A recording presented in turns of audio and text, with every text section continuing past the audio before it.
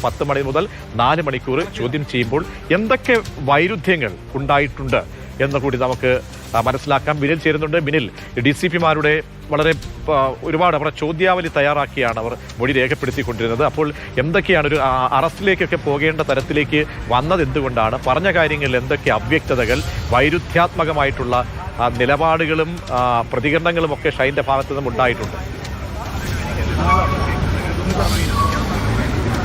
പ്രതീക്ഷ, പോലീസ് ഇപ്പോൾ കേസെടുത്തിരിക്കുന്നത് ഈ ലഹരി ഉപയോഗത്തിനാണ്. അതായത് ലഹരി ഒരാൾ കൈവശം വെച്ച് അയാളുടെ വ്യക്തിപരമായ ആവശ്യത്തിന് ഉപയോഗിച്ചു. അതാണ് ഈ NDPS ആക്ടിലെ സെക്ഷൻ 27 എന്ന് പറയുന്നത്. 29 എന്ന് പറയുന്നത് അതുമായി ബന്ധപ്പെട്ട ഗൂഢാലോചനയാണ്. പോലീസിന് അത്തരത്തിൽ ലഹരി ഉപയോഗം സംശയിക്കത്തക്ക പല സാഹചര്യങ്ങളും അവിടെ ഉണ്ടായിരുന്നു. ഇത്തരത്തിലൊരു FIR രജിസ്റ്റർ ചെയ്താൽ മാത്രമാണ് പോലീസിന് വൈദ്യപരിശോധനയിലേക്ക് പോകാൻ കഴിയുക. ആ നീക്കമാണ് ഇപ്പോൾ പോലീസ് നടത്തിയിരിക്കുന്നത്. ഇനി ആ വൈദ്യപരിശോധനയിലൂടെയും തുടർന്ന് നടത്തുന്ന അന്വേഷണത്തിലൂടെയുമാണ് ഈ FIR-ൽ പറയപ്പെടുന്ന ആരോപണങ്ങൾ വസ്തുതാപരമായി ശരിയാണോ എന്നത് പോലീസ് പരിശോധിക്കുക. എന്തായാലും ആ ശാസ്ത്രീയ പരിശോധന തന്നെയാണ് ഇതിലേറ്റവും നിർണായകമാകാൻ പോകുന്നത്. ഇപ്പോഴത്തെ അവസ്ഥയിൽ ആ ശാസ്ത്രീയ പരിശോധന കൊണ്ടൊരു ഫലമുണ്ടാകുമെന്ന് നമുക്ക് പറയാൻ കഴിയില്ല. കാരണം 2 ദിവസം കഴിഞ്ഞിരിക്കുന്നു പോലീസിനെ കണ്ട് ഷൈൻ ടോം ചാക്കോ ഓടി രക്ഷപ്പെട്ടതിന് ശേഷം. അതുകൊണ്ട് തന്നെ ഇത്രയും സമയത്തിന് ശേഷം ഒരു പരിശോധന നടത്തിയാൽ അതുകൊണ്ട് എത്രമാത്രം ഫലം കിട്ടുമെന്നത് ഇപ്പോൾ പറയാൻ കഴിയില്ല. വലിയ രാസലഹരികളൊക്കെയാണ് ഉപയോഗിച്ചിരിക്കുന്നതെങ്കിൽ അത് ഒരു 3-4 ദിവസമൊക്കെ തലമുടിയിൽ നിന്ന് അതിൻ്റെ അംശം കിട്ടും എന്നൊക്കെ വിദഗ്ധർ പറയുന്നുണ്ട്. അപ്പോൾ അത്തരത്തിലൊരു സാധ്യതയുണ്ടോ എന്നതാണ് പോലീസ് പരിശോധിക്കുന്നത്. അതിൻ്റെ ഭാഗമായാണ് ഷൈൻ ടോം ചാക്കോയുടെ തലമുടിയും അതോടൊപ്പം സ്രവവും പരിശോധിക്കാനുള്ള ഒരു തീരുമാനത്തിലേക്ക് പോലീസ് എത്തിയിരിക്കുന്നത്. പോലീസിന് സംശയകരമായ ഒരുപാട് സാഹചര്യങ്ങൾ ആ ഹോട്ടലിലുണ്ടായിരുന്നു. ഷൈൻ ടോമിനെ കാണാനെത്തിയവർ ആരൊക്കെ എന്നത് ഒരു പ്രധാനപ്പെട്ട ചോദ്യമാണ്. ഷൈൻ ടോം ആ മുറി എടുത്തതിന് ശേഷം 3 പേർ ഷൈനെ കാണാൻ ആ റൂമിൽ എത്തിയിട്ടുണ്ട്. അവർ പലരും മണിക്കൂറുകൾ ഷൈനൊപ്പം ഉണ്ടായിരുന്നു എന്ന കാര്യം സ്ഥിരീകരിച്ചിട്ടുണ്ട്. പിന്നെ പോലീസ് അവിടെ എത്തിയത് ഈ നഗരത്തിലെ ഏറ്റവും വലിയ ഒരു ലഹരി ഇടപാടുകാരനെ തേടി തന്നെയാണ്. അപ്പോൾ ആ ലഹരി ഇടപാടുകാരൻ ഷൈൻ ടോം ചാക്കോവുമായി ബന്ധമുണ്ടായിരുന്നോ എന്നതൊരു പ്രധാനപ്പെട്ട ചോദ്യമാണ്.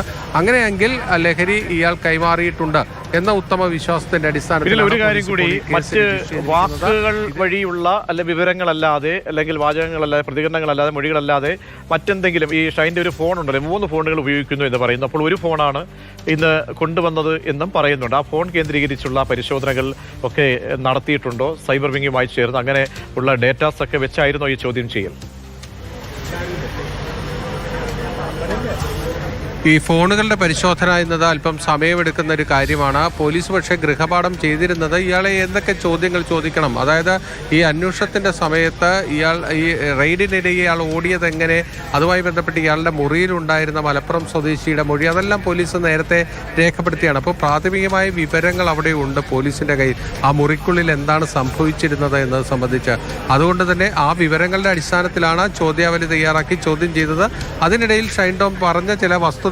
ആ വസ്തുതകൾ പോലീസിന് ഇത്തരത്തിലൊരു കേസ് രജിസ്റ്റർ ചെയ്യുന്നതിന് ഗുണകരമായ രീതിയിലുള്ള ചില വിവരങ്ങൾ പോലീസിന് കിട്ടി. അങ്ങനെയാണ് ഈ കേസിലേക്ക് വന്നത് എന്നതാണ് നമ്മൾ മനസ്സിലാക്കുന്നത്. പക്ഷേ അത്ര വലിയ ഒരു കുറ്റമൊന്നുമല്ല ഇപ്പോൾ ഈ FIR പ്രകാരമുള്ള ചുമത്തപ്പെട്ടിരിക്കുന്നത്.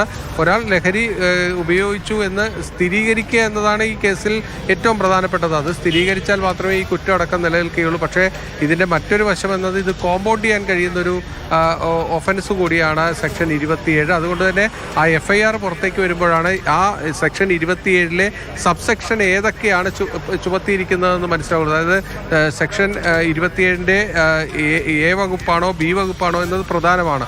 എന്തായാലും ആ FIR പുറത്തേക്ക് വരുമ്പോഴാണ് ആ കാര്യങ്ങളൊക്കെ തന്നെ നമുക്ക് വ്യക്തമാകുകയുള്ളൂ. എന്തായാലും പരമാവധി 1 വർഷം വരെ ശിക്ഷ ലഭിക്കാവുന്ന കുറ്റമാണ് ചുമത്തപ്പെട്ടിരിക്കുന്നത്. അതുകൊണ്ട് സ്റ്റേഷൻ ജാമ്യത്തിൽ വിടാവുന്നതേ ഉള്ളൂ. ഇനി പോലീസിന് ആവശ്യമെങ്കിൽ മജിസ്ട്രേറ്റിന് മുന്നിലും ഹാജരാക്കാം. അത് പോലീസിൻ്റെ വിവേചനാധികാരമാണ്. എന്തായിരിക്കും പോലീസിൻ്റെ തീരുമാനമെന്നത് അല്പസമയത്തിനകം അറിയാനും കഴിയും.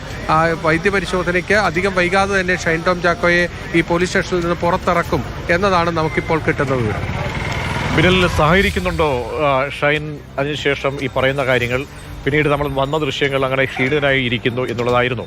പിന്നെ എന്തെങ്കിലും ഷൈൻ്റെ നിലപാടുകൾ, പ്രതികരണവുമായി ബന്ധപ്പെട്ട് ഇടയ്ക്ക് DCPമാരൊക്കെ പുറത്തേക്ക് ഇറങ്ങിയല്ല, അവരുമായിട്ടോ അല്ലെങ്കിൽ മറ്റു പുറത്തേക്ക് ഇടയ്ക്ക് വരുന്ന പോലീസുകാരോടൊക്കെ സംസാരിക്കാൻ കഴിഞ്ഞു? എന്താണ് അത് സംബന്ധിച്ചൊക്കെയുള്ള വിവരങ്ങൾ ലഭ്യമാകുന്നത്? ഈ ചോദ്യം ചെയ്യൽ ഏതാണ്ട് 3 മണിക്കൂറോളം നീണ്ടു നിന്നു. 10 മണിക്ക് തുടങ്ങിയ ചോദ്യം ചെയ്യൽ 1:30 പൂർത്തിയായത്. അതിനിടയിൽ ഷൈൻ ടോമിൻ്റെ പല ദൃശ്യങ്ങളും നമുക്ക് ലഭ്യമാകുകയും പ്രേക്ഷകർ കാണുകയൊക്കെ തന്നെ ചെയ്തതാണ്. ഇടയ്ക്ക് ഷൈൻ ടോം അവിടെ ഇരുന്ന് ഉറങ്ങുന്നതൊക്കെ കണ്ടിരുന്നു. എന്തായാലും പോലീസ് സ്റ്റേഷനിലെത്തി വലിയ വികൃതികളൊന്നും കാണിക്കുന്നില്ല. നേരത്തെ തന്നെ സാധാരണ നിലയിലെത്തുമ്പോൾ കാണിക്കുന്ന ചില കോപ്രായങ്ങളൊക്കെ ഉണ്ട്. അതൊന്നും തന്നെ പോലീസ് സ്റ്റേഷനിൽ കാണിച്ചിട്ടില്ല. പോലീസ് സ്റ്റേഷനിൽ വന്നത് വളരെ അച്ചടക്കമുള്ള കുട്ടിയെ പോലെയാണ്. സമയത്തെത്തിയെന്നതാണ് ഏറ്റവും പ്രധാനം. 10 മണിക്ക് നോട്ടീസ് നൽകി 10 മണി ആകുന്നതിന് 1 മിനിറ്റ് മുമ്പ് ഷൈൻ ടോം ചാക്കോ ഈ പോലീസ് സ്റ്റേഷനകത്ത് കയറിയിട്ടുണ്ട്. നേരത്തെ 3 മണിയാകുമെന്ന് അച്ഛൻ ചാക്കോ പറഞ്ഞിരുന്നെങ്കിലും അതിനൊന്നും കാത്തു നിൽക്കാതെ ഷൈൻ കൃത്യമായി എത്തി.